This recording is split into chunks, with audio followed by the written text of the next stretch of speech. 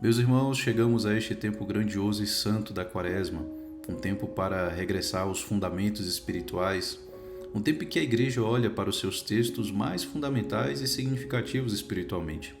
Nós começamos este primeiro domingo da Quaresma com um relato de São Lucas sobre a tentação de Jesus, no início da sua vida pública. Nesse relato existe um princípio básico da Sagrada Escritura. A Sagrada Escritura nos ensina que o melhor modo de tirar o poder do mal sobre nós é olhá-lo e vê-lo bem, observá-lo bem. É só nós pensarmos na serpente de bronze no deserto. No Antigo Testamento, quando o povo estava caminhando no deserto com Moisés, o povo começou a murmurar contra Deus. Várias vezes isso aconteceu. E uma das vezes que o povo começou a murmurar contra Deus e contra Moisés, Deus enviou como castigo as serpentes venenosas que chegaram a matar algumas pessoas do povo. Então o povo se arrependeu, pediu a intercessão de Moisés e Deus mandou que Moisés fizesse uma serpente de bronze e colocasse numa haste. Todos aqueles que olhassem para a serpente ficariam então curados, ficavam curados. Desse modo, veja que Deus fez com que aquele povo olhasse para o símbolo do pecado deles, para que eles ficassem curados. De certa maneira, é isso que Nosso Senhor faz aqui no início da sua vida pública, olhando para essas três coisas que poderiam ser causa de desvio para Ele. É claro que nós sabemos que Nosso Senhor, sendo o verdadeiro homem e verdadeiro Deus, não poderia pecar, mas Ele passou por essas tentações para que nós aprendêssemos o modo de vencer essas tentações, para que nós conhecêssemos com uma certa sabedoria que a Sagrada Escritura nos dá, essas tentações. Então, olhemos para a primeira tentação.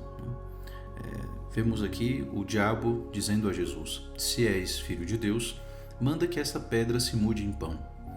O demônio ele se aproveita da nossa falta de clareza, da nossa falta de definição sobre as coisas. Para ter um exemplo simples aqui, imagine um homem casado que olha para uma mulher no seu trabalho. Ele não tem a clareza de quem aquela mulher é para ele e de quem ele é para ela. Quando ele começa a tratá-la como trataria sua esposa, ele está caindo nessa tentação de transformar a pedra em pão. Ou seja, é preciso deixar a pedra ser pedra. Ela é pedra, nunca será pão. Entende? Assim, aquela mulher nunca será a esposa, entende? E é preciso ter essa clareza, por exemplo, nas relações. Definição, clareza, isso traz harmonia e ordem na nossa vida. O tempo também precisa desse tipo de coisa. Os antigos diziam, mente vazia, oficina do diabo.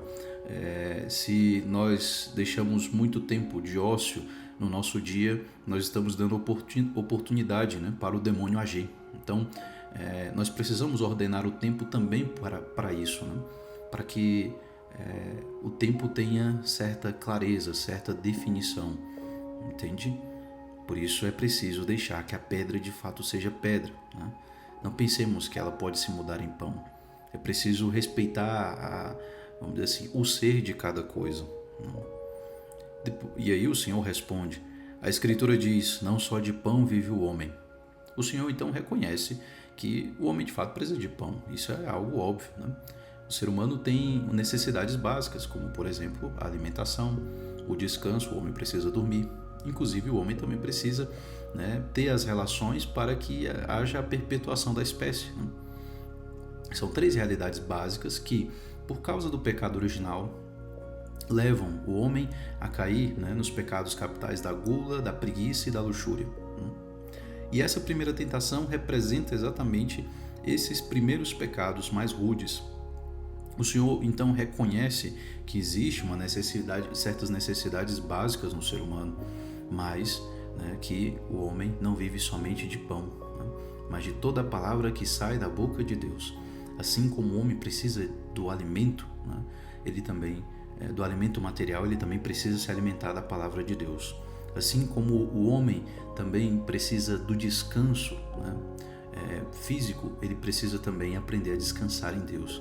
E assim como existe essa relação entre o homem e a mulher, né? Essa relação tão profunda, o homem precisa ter essa relação, uma relação ainda mais profunda com Deus. Por isso que na Sagrada Escritura Deus sempre usou essa imagem, né, do matrimônio, do casamento, para falar da relação entre Deus e a humanidade, entre Deus e Israel, entre Deus e a nossa alma, né? Por isso nós temos o livro dos Cânticos dos Cânticos. Percebe que nosso Senhor aqui, né, responde com a Sagrada Escritura e dá um norte, né, coloca de maneira ordenada como essa necessidade pode ser e deve ser saciada, né? Não somente com o pão material, não somente com essas realidades materiais, mas através da palavra de Deus, através da nossa relação com o próprio Deus. Ou seja, a tentação aqui quer substituir Deus, né, por essa realidade da concupiscência da carne. Ou seja, aqui a ideia, né, é trocar Deus, que é o sumo bem, por estas criaturas, né, por estes pecados. E então o Senhor vem se citando a Sagrada Escritura. Depois disso, nosso Senhor é levado pelo diabo para o alto, né? Em outros textos, em outros paralelos, para um monte muito alto, né? E ali o demônio mostra por um instante todos os reinos do mundo e diz: eu te darei todo este poder e toda a sua glória, porque tudo isso foi entregue a mim e posso dá-lo a quem eu quiser. Portanto, se te prostrares diante de mim em adoração, tudo isso será teu. Então, essa tentação, ela está relacionada à concupiscência dos olhos, ou seja, essa fome dos olhos de conhecer as coisas, de obter as coisas, ela gera a cobiça, né? E o demônio quer gerar aqui em Jesus exatamente isso, né? A vontade de poder, a ganância, né? A cobiça é a tentação realmente do poder. E veja, o poder em si mesmo não é mal, né? O poder em si mesmo não é mal, desde que ele esteja submetido àquele que é fonte de toda a autoridade, que é Deus. O problema aqui é que o demônio quer dar tudo isso, né, através de uma adoração a ele, né? E nosso Senhor responde. A Escritura diz: adorarás o Senhor teu Deus e só a ele servirás. Ou seja, todo tipo de poder deve estar submetido a Deus, o que indica que todo tipo de poder de alguma forma é um serviço aos outros, não simplesmente algo para que nós dominemos os outros ou que isso se torne uma espécie de opressão, né? Porque todo poder deve estar de fato submetido à autoridade suprema de Deus, senão ele se corrompe, né? E a terceira e última tentação, representando aqui, né, a soberba, o orgulho, a vaidade, né? O demônio leva Jesus então para Jerusalém, coloca-o sobre a parte mais alta do templo e diz: se és filho de Deus, atira-te daqui abaixo, porque a Escritura diz: Deus ordenará aos seus anjos a teu respeito que te guardem com cuidado, e mais ainda, eles te levarão nas mãos para que não tropeces em alguma pedra. Jesus, porém, respondeu: a Escritura diz: não tentarás o Senhor teu Deus.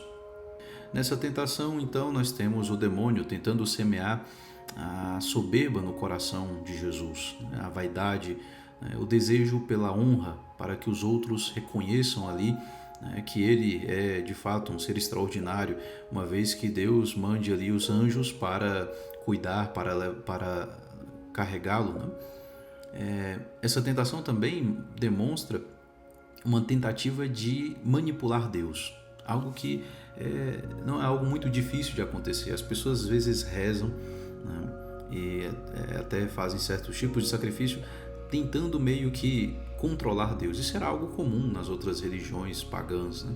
Eu ofereço aqui um sacrifício e Deus vai fazer o que eu quero, né? Mas nós católicos, nós cristãos, não nos comportamos assim. Nós rezamos para conformar a nossa vontade à vontade de Deus.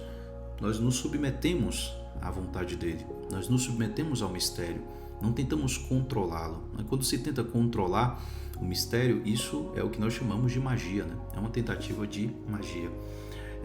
E aí nós temos então a resposta, né, para cada uma destas tentações, para cada uma dessas fontes de pecado. Como falamos aqui agora, a tentação da soberba, da vaidade, né, do orgulho, deve ser vencida através da oração, porque na oração nós nos submetemos a Deus, nós nos submetemos ao mistério. Humilhai-vos debaixo da poderosa mão de Deus, né? É o que São Pedro diz. Quanto à concupiscência dos olhos, ou seja, essa tentação onde o demônio mostra todos os reinos da terra e tenta incitar a cobiça, né, o desejo de poder, o remédio para essa tentação é a caridade, ou seja, a generosidade. Ao invés da cobiça, né, a largueza, né, em dar aquilo que nós temos. E o remédio para a primeira tentação, ou seja, da concupiscência da carne, onde o demônio tenta, né, dissipar, se aproveitar da nossa falta de clareza em relação às coisas e principalmente dessas necessidades mais básicas. O remédio é o jejum, porque o jejum, a mortificação, vai ordenar, né, exatamente estas coisas, vai pôr ordem nas paixões e por isso o remédio é a penitência. Olhemos bem, meus irmãos, para cada uma dessas fontes de pecado, fontes de tentação, né, e meditemos, né, pensemos em qual delas talvez eu esteja caindo mais, qual delas eu tenho uma propensão maior para cair. Procure rezar sempre meditando a virtude, sobre a virtude contrária ao vício que você costuma cair. Por exemplo, se cai bastante em relação à castidade, em relação aos pecados contra a castidade, a impureza, então medite, faça oração mental pela manhã, com textos que falem sobre a virtude da castidade. Se você, por exemplo, talvez é muito irado, né, perde a paciência facilmente, medite todos os dias pela manhã, né, sobre a virtude da paciência, né, da mansidão, da humildade e assim por diante, porque através da oração Deus ilumina a nossa inteligência para que nós enxerguemos bem a realidade do pecado e a realidade da virtude, e amemos a virtude e detestemos o pecado. Louvado seja nosso Senhor Jesus Cristo, para sempre seja louvado.